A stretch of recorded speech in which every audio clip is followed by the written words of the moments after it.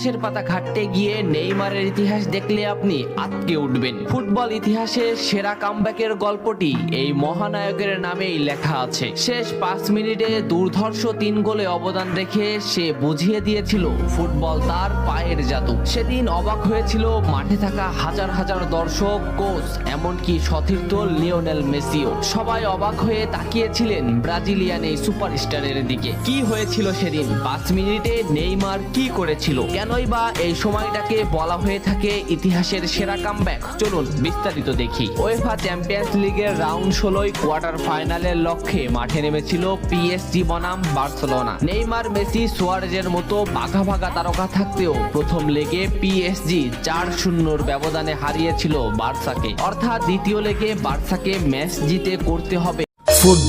ফুটবলের জন্ম ইংল্যান্ডে, কিন্তু এর পূর্ণতা দিয়েছে ব্রাজিলকে মনে করা হয় ফুটবল ইতিহাসের সর্বশ্রেষ্ঠ দল, যারা সর্বোচ্চ 5 বার বিশ্ব চ্যাম্পিয়ন হয়েছে। কত শত ফুটবল কিংবদন্তি উঠে এসেছে ব্রাজিল থেকে। তো আপনার কি কখনো মনে হয়েছে ব্রাজিলের সর্বকালের সেরা 10 জন ফুটবলার কারা? তাহলে চলুন জেনে আসি ব্রাজিলের সর্বকালের সেরা 10 জন ফুটবলার সম্পর্কে।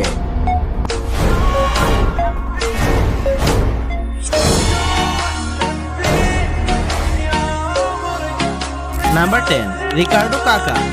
ফুটবলের রাজপুত্র বলা হয় যাকে। গোটা একটা প্রজন্ম যাকে দেখে ফুটবলের প্রেমে পড়েছিল। তার নম্র ব্যবহার ও ফুটবলের প্রতি তার ভালোবাসার জন্য আজও মানুষের মনে তিনি অমর হয়ে আছেন। কাকা ছিলেন একজন অ্যাটাকিং মিডফিল্ডার। অসাধারণ পাসিং, ড্রিবলিং ও দূরপাল্লার শট নেওয়া ছিলেন তিনি অনন্য। তিনি ব্রাজিলের হয়ে